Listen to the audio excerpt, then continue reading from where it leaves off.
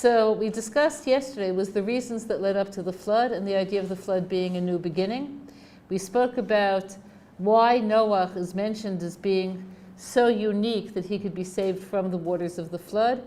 We spoke about his preparations, his warning of other people. We spoke about why it had to be through water. Any questions on yesterday's stuff? Those were the animals that stayed within their own species.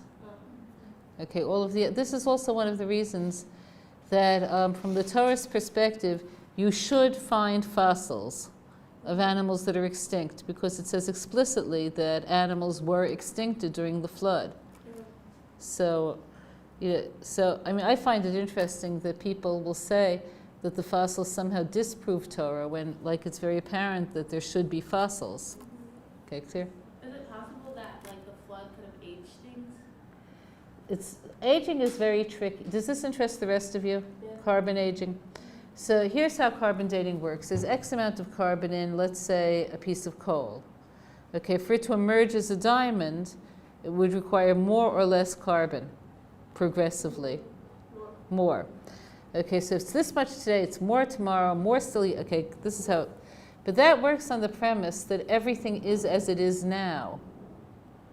Okay, but if anything changes, then we have no way of knowing except through what we call extrapolation. So in science, are you sure this interests you? Okay, some of you look like you're about to die. Okay, but in science, there are two, like, you learned about what the scientific method is when you were in high school. It's something to be considered a scientific fact has to be observable, repeatable, definable. Extrapolations, by definition, aren't repeatable. So because of that, the further the extrapolation, the more likely it is to be a non-scientific idea as opposed to a scientific fact. Okay, you understand this?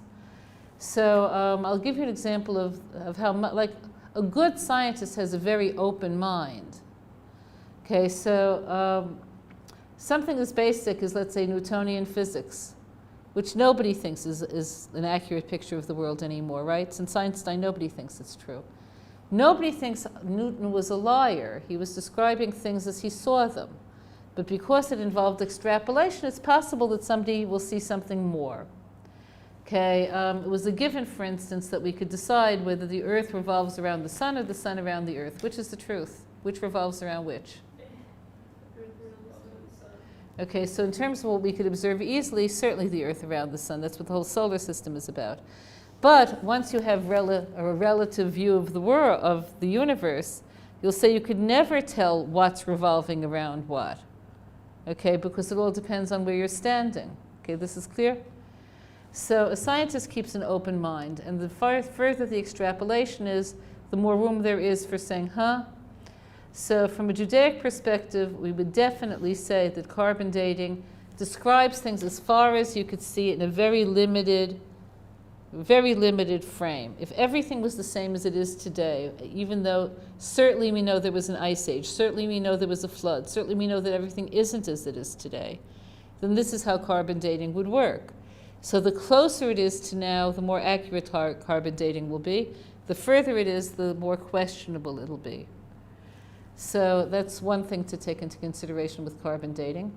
Another thing to take into consideration is that there are many other ways of talking about the age of anything. One is, you know that there are many levels within the Earth. So the lower the layer is, the older you'll assume something to be. But you see, like in Colorado, they found dinosaur bones like right on the surface with, you know. So there are all sorts of things we don't have a full picture yet. So here's the one thing I will tell you that we do have a picture of. Science and Torah are describing two different things. Science is describing how does it look, and it can get a pretty accurate picture of this. Torah is describing where did it come from, what is it for. It's a different question. Okay, clear? So it's not like two people who are going like this. It's one person is here, one person is there. So Torah describes the ruchnius of what could be seen. Science describes the externality of what could be seen. Okay, clear? Okay. I find it also, this is just an aside, I really shouldn't waste your time on this, but I was at one of these big conventions where there are a lot of rabbis and speakers, So somebody in Kirov asked the presenting rabbi, from a scientific view, the earth is much older than it would be from the Torah's view. How would you explain that to anybody? And he asked him, did any of your students at the university ever ask you this question? What do you think the answer is, thinking the way students think today? Is this a good Kirov question or not? Do people ask this? Yes, they do all the time. Absolutely not. That's not the issue. What? I've heard questions. No, it's a real question. The question is a good question. He was just pointing out that today's Kirov issues usually have to do with the relevance of Torah, the truth of the Torah being from God, the reality of God. People aren't so interested in this anymore. So the reason it seems to me why people are less interested in this, like a burning question will be how does the Torah treat homosexuals and why? Not how does the Torah treat carbon dating and why. It doesn't get the same kind of passion. The reason is that I think we're at a point where anybody who studies science realizes that science is a work in progress. It isn't like it was in the 19th century where they thought they knew everything. Okay, clear? Okay, moving on. Okay, so the flood. Okay, so what we're going to be talking about today is life on the ark, why it was the way it was, and what happened next. Okay, so life on the ark was a nightmare. Why am I saying that? What was so nightmarish about being on the ark? Because it says when the flood was on the earth for 40 days, the water increased, and then in the commentaries it said that the ark was violently moved and tossed aimlessly. Yeah, first of all, it's like, okay, you can get seasick on the ark. What do you think Noach and his wife and his children and their wives were doing all day long? No. They had to take care of every species of animal. Do you realize what that is? They had no days, they had no nights. They were constantly involved in care of the animals. Okay, they didn't have a second respite. And the Midrash says that Noach, it says when he left, it says Ach Noach, just Noach. I mean, he left with barely alive. He says he was coughing blood, he was limping, it was a terrible 40 days. So why do you think, in terms of the world's future, God could have saved Noach any way he wanted to. He could have made a high mountain with a cave and had them sit comfortably in the cave until the flood was... He could have done anything. Okay, why did he need this 40 days of horror? Okay, so once they had to appreciate being alive. But as we said yesterday, the root of all of the sins was leaving, giving, and adapting, taking. Is this not so? So they had to be moved into a situation of extreme, constant giving in order to reestablish the world. They had to give 24 hours a day, 40 days. There was no respite from giving. So this is how tikkun works. The soul doesn't need tikkun. The soul is perfect. It says in the daily prayers, the soul you gave me, Hashem, is pure. What needs tikkun? Your body needs tikkun. Your emotions need tikkun. So this was for the sake of tikkun. So realize whenever life pushes you into a corner, what's happening is tikkun. What is this tikkun? Tikkun means rectification. So when you're talking about having faith in Hashem, the way faith works is recognizing that everything can only come from one address, Hashem, that Hashem is compassionate, and if something doesn't feel like an act of compassion, if you're being pushed into a corner and you can't bear it, you are experiencing tikkun. Okay, clear? So what's the best question to ask? If you were Noach, and you just finished feeding the lions and the birds are already up, okay, what question could you ask yourself that would make this make sense? How am I rectifying myself? Because I want to tell you the question that makes sense. It's not why is this happening, because you may never find out. Who should I be at this moment? What is this moment demanding of me? So if you could ask this question, you never get lost in life. So I want to tell you the questions that don't work. Why is this happening to me? You may never find out. Maybe you will, maybe you won't. It could go either way. Why me? Okay, why me? Okay, yeah. You may find out, you may not find out. Okay, why this? You may find out, you may not find out. Do I like it or not? That's a valid question when you're going to your psychologist, but it's not a valid question for self-discovery. Who should I be at this moment? Okay? So if you could ask yourself that, you will always know to turn something into the tikkun it was meant to be. So I'm going to give you an extreme example of this. One of the great Rebbes in pre-war Europe was the Klosenberger Rebbe, who you probably never heard of. He lost his entire family. For him, the hardest loss was the loss of his last son, who somehow managed to survive until literally the very last couple of days. So when the camps were liberated, it didn't happen in like a second. It wasn't black to white. The Nazis were aware of the progress of the Allies, and they wanted to kill as many Jews as possible. So they abandoned some of the concentration camps and had the Jews do forced work walking in the direction of Germany. So the son died on one of these forced walks after having survived 5 years of horror. Okay, clear? So this is what happened to him. He got to Israel, and almost immediately he settled in Netanya, and he began raising funds to build what today is the Laniado Hospital, which is the most important hospital of that area. Okay. So I saw an interview where this was like, in Israel people like say what they think more than they do in America. So somebody asked him straight out, like, you suffered so much. Why do you care about other people's illnesses so much? Like, why don't you just like start all over again and rebuild your own life? So he said he made a vow. During the time that all of this horror was occurring in his life, he made a vow. The vow was, whatever the Nazis are, that's who I'm not. And as soon as I can make choices, I'm going to make choices that are antithetical to their choices. So they were cruel, I'll be kind. Okay, clear? So this was his fulfillment of his vow when he was asking himself, and who should I be in response to this? Now, there are other possibilities. Without being judgmental, because none of us experienced the horror of the Holocaust, there are many people who responded with, therefore I'll spend the rest of my life protecting myself. Okay?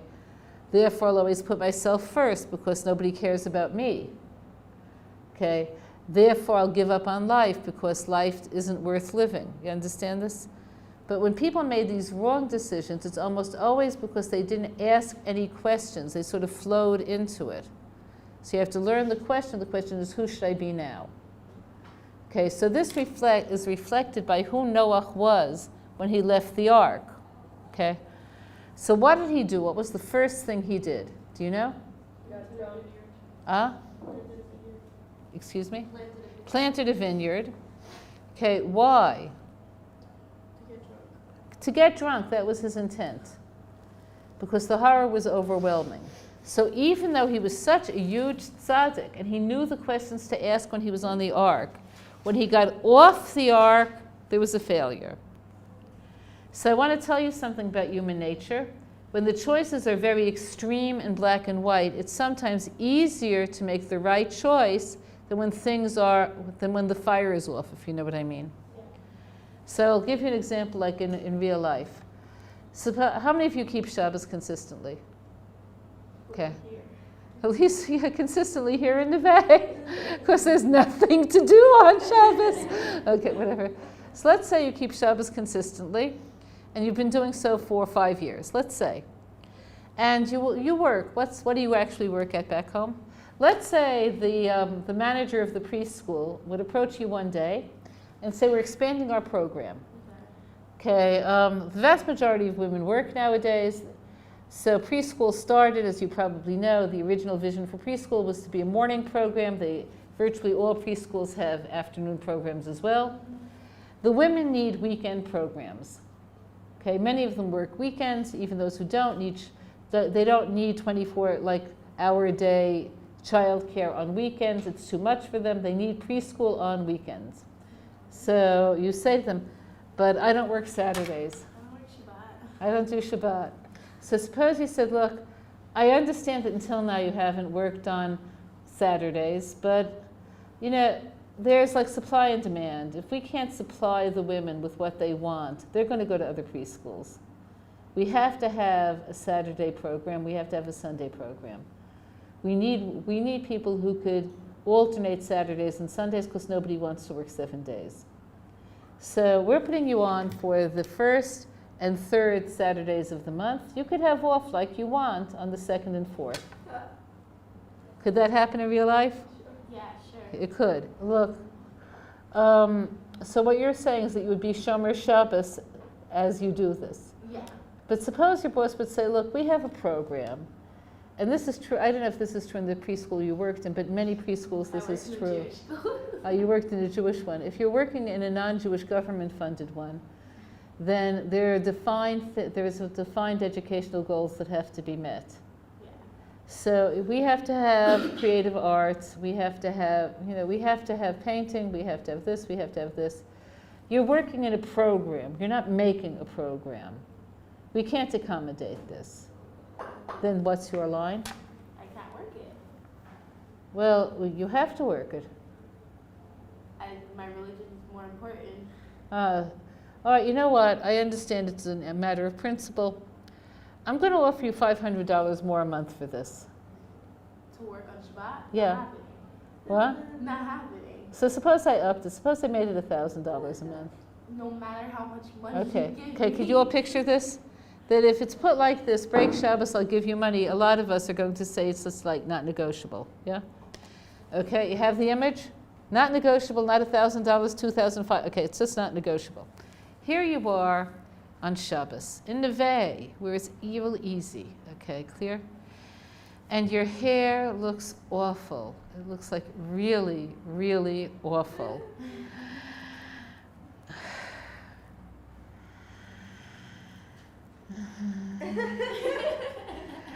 And you learned in the halacha class, what's the end of that sentence? You're not supposed to like pull hair. You can't shear that sheep on Shabbos. Okay, and like that when you brush your hair, there's hair on the brush. It didn't get there by black magic, right? Okay. Could you picture yourself more easily brushing your hair than you could taking the job for $1,000 extra? Could you see that? Yeah. So I want to tell you why. This is high drama and that's not high drama. If there was a voice from heaven, will you break the Sabbath for the sake of your vanity and beauty? You would say, no. Okay, but it's not. It's I'll just try to be not really harsh and yeah, there are hairs on the brush, aren't there? Okay, whatever. Okay, clear? So the big dramatic moments are easier than the small but non-dramatic moments.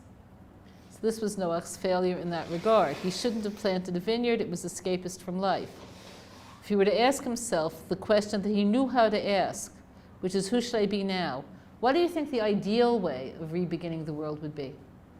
Plant wheat, plant. Yeah. Okay, got it? Now there's something else he did that was viewed as good. He offered sacrifices. So the animals, when they came onto the ark, which they did by themselves, because there's no way a human being could go all over the world and get to of every species. Okay, 7 of the animals that were later going to be kosher animals came, as opposed to 2 of all of the other animals. So he understood, even though there were no kashrut laws, that these animals are in a different category than the other animals. Okay, so he offered sacrifices from them. Now, when the animals are so endangered, like there are only 7 of each of these kind, would you offer a sacrifice? Would you kill an animal? I'd be afraid to. Okay, what's animal sacrifice for anyway? Do you know anything about it? So the word korban, you have it. It comes from the word karov. Karov means near. Okay, the purpose of a korban is to take what's far, which is the animal self, and draw it near. So the actual animals that are sacrificed are meant for the person who's doing the sacrifice to find within himself. Like inside us, there's a whole menagerie of animals. Did you see where this is so? Think animalistic behaviors that you have seen. Think rock concert. No, don't think rock concert ever again in your life. Okay. Next, think of the kind of bar mitzvah where they serve buffet style, and there's plenty of let's see, what do they always have plenty of? Potato salad and egg salad, but not enough meat. Okay, or not enough Chinese food. Okay, clear? So do you see, have you ever seen people who you would believe are above this sort of really bring out the animal of them as they're sort of creeping on? At Neve. It's at Neve lunchtime. Okay.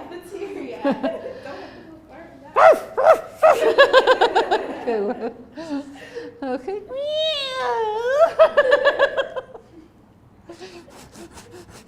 You see it all.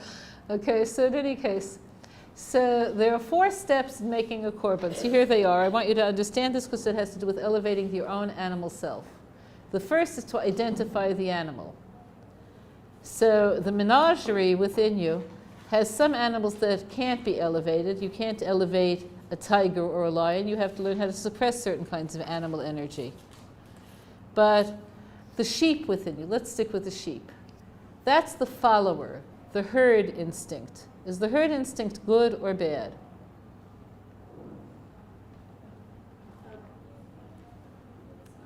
Think of lynches. Did you ever see a film of a real lynch?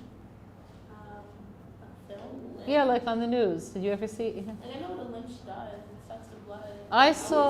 I saw the news clip of the lynching that took place years ago in Ramallah. Lynching.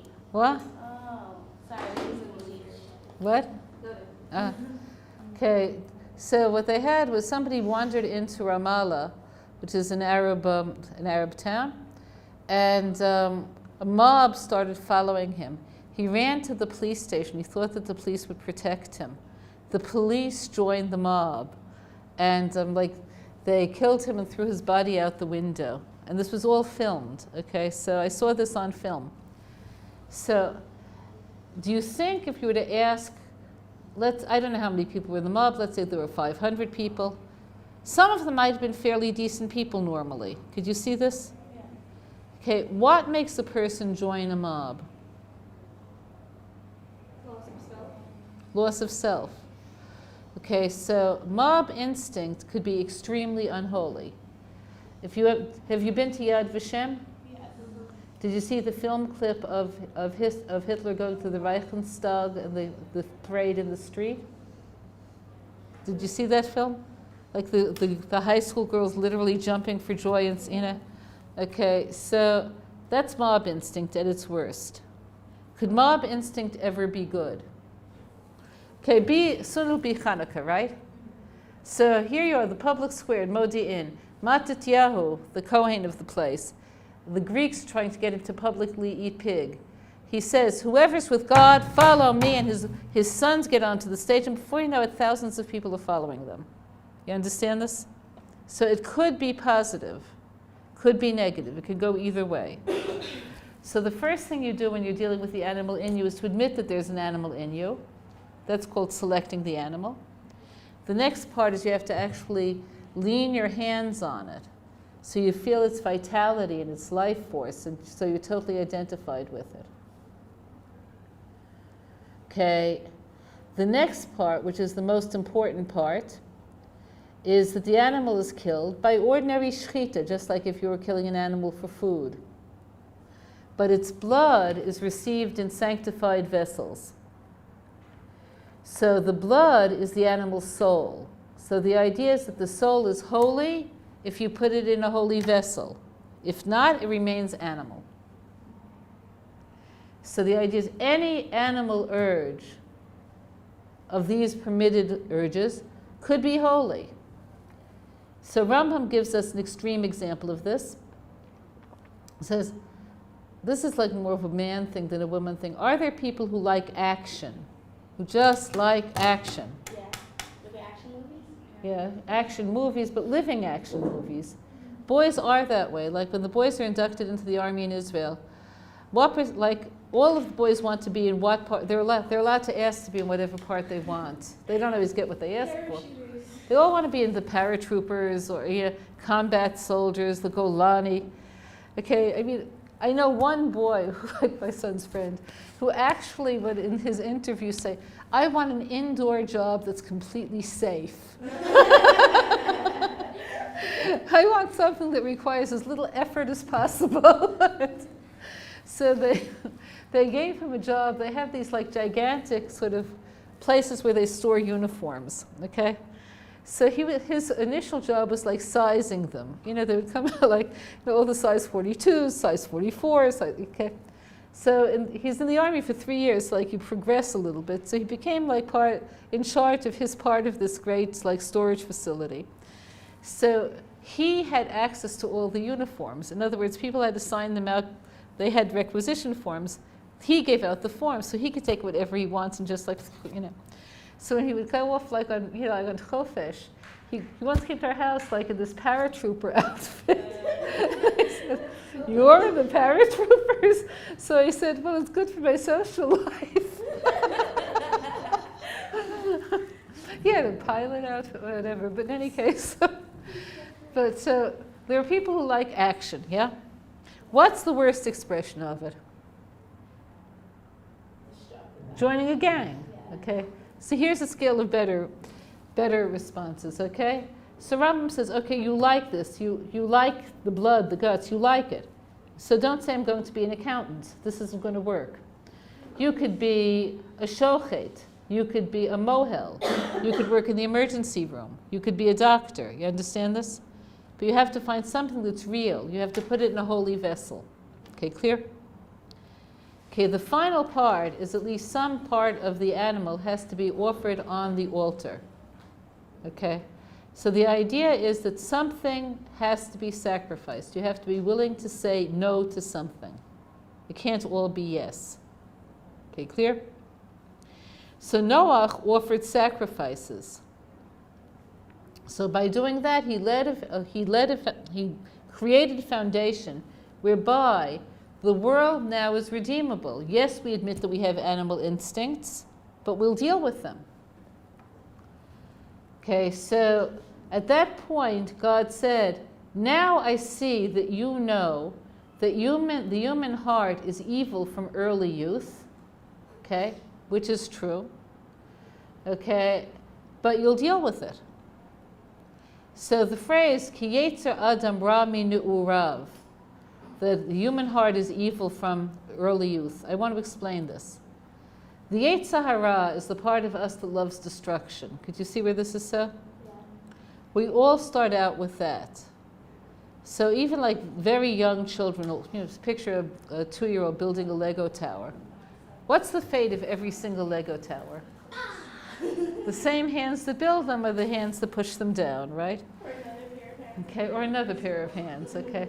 So Nietzsche, did any of you read, no, if you were to read Nietzsche, you did? Yeah, the German, yeah. So he fed on Schopenhauer before that Hegel's, but his philosophy was that the joy of destruction is as great as the joy of creation. Could you see where this is so? So we all start like that. Little children are very self-oriented. Okay, imagine telling a 5-month-old baby, last night I was up with you all night. Now it's my turn. So tonight you sleep, and I'll be. Okay, no, this isn't. Let's take turns. It's not going to work with a 5-month-old. For them, there's only a self, right? Yeah. Okay. You could argue very young babies don't even catch on that their mothers are human. Did you ever see this, like a baby trying to suck the mother's nose or cheek or head? Because like the mother's just like a food object, you know, like let's try this, let's try that. Okay, so as you get older, your sensitivity to other people becomes greater. So by the time a child is, let's say, 5, so their world, which when they were 1 day old was only about them, who else is in their world now? Mommy, who else? Abba, maybe a few siblings. Anybody else? Probably not. Go up to 10. Who's in a 10-year-old's world? Siblings, friends, maybe some extended relatives, grandma, grandpa, aunt this, aunt that, cousin this, cousin that. Yeah? Neighbors. Okay, now I want you to ask yourself, How many people do you think are in your world? How many people are in your world, people you care about, whose names you know? How many of you would say 1,000? Okay, how about 500? How about 200? How about 150? How about 100? Okay, okay. Okay, so what that's telling you is you became much, much bigger and more human since you were born. So it doesn't mean the baby is evil, but it does mean that the baby doesn't have your capacity for self-expansion. So the real tzaddikim have circles that include many more people than your circle or mine. You can see where this is so? So I want to tell you what this looks like. Do you know what the Entebbe rescue was? You know what I'm talking about? So a plane carrying many Jews was hijacked and taken to Entebbe. Entebbe is in Uganda. Uganda is a Muslim black nation in Africa, extremely, I want to think of the right word, far from Western values. Okay, so the people who captured it set forth conditions with the Israeli authorities. They wanted many, many prisoners freed in exchange for the captives on the plane. Today, they for sure would have gotten what they wanted. I want to just tell you this because things are different now than they were then. But at that point, the government's policy was not to give in to those sorts of pressures. Okay. So if you were watching the news then, like everybody in Israel was, what would you think would be the fate of these people? They're dead. That's what this is what I was thinking. They're dead. There's like nothing to talk about. In fact, a rescue operation was designed and worked. So Netanyahu's brother, Yoni Netanyahu, who was in the army then and a commander, organized a rescue. So the way it worked is that they sent in a plane going lower than the radar, not above the radar, below. The plane in its hold had cars with people in it, okay? So they came out, like the plane lands, and it had Ugandan markings on it, like they thought it was one of their planes. The side opens and these black cars come out, like they filmed everything, okay? They were copies of the presidential car. So within seconds, like soldiers start coming out, but those few seconds bought them enough time to get into the waiting area, grab the hostages, get them on the plane, shoot the guards, and leave. Okay, so this was like a huge miracle. You could see this? Okay, the only one who was killed in this whole operation was the commander himself, Yoni Netanyahu. All of the soldiers came back. So the reason why I'm telling you this is that days elapsed between the hijacking and the rescue. So most people related to the people who were on this plane, which everybody was thinking about this. It's like, this is an irredeemable situation. So one of the mornings between the hijacking and the rescue in Miri Yeshiva, the Rosh Yeshiva of the time, whose name was Rav Chaim Shmulevitz, was found early in the morning. He had gotten up before anybody. He went down to the central Beis Midrash. He opened the ark, and he was standing in front of the Torah scrolls weeping. So somebody said, "Who do you have on the plane?" And he said, "I don't know anybody on the plane, but there are people on the plane." So to him, his circle was big enough to expand to people whose names he doesn't know. You understand this? So this is what being truly human is about. So God saw the will to offer sacrifices as a will to get beyond the animal self, which is very predatory, very contained, and never expands, to being human. So he gave a promise that he would never destroy the world to this extent again. So the sign of the fulfillment of this promise is the rainbow. So whenever you see a rainbow, it's a sign that God is saying, no matter how irredeemable the world is, I will not destroy it because humans have the capacity to change. So the rainbow is meant to be shaped like a bow and arrow. It's as though we're shooting arrows at God and His will, but He's responding with compassion. Okay, so when you see a rainbow, it's not a sign of how good we are. It's a sign of how our survival is only there because of God's compassion. Okay? So there's a blessing to say when you see a rainbow, and the idea there is it's a blessing for God's compassion, because we don't pay our air bills, we don't pay our gravity bills, and we do a lot of despoiling and horror. So that's what a rainbow is about. Okay, more next time.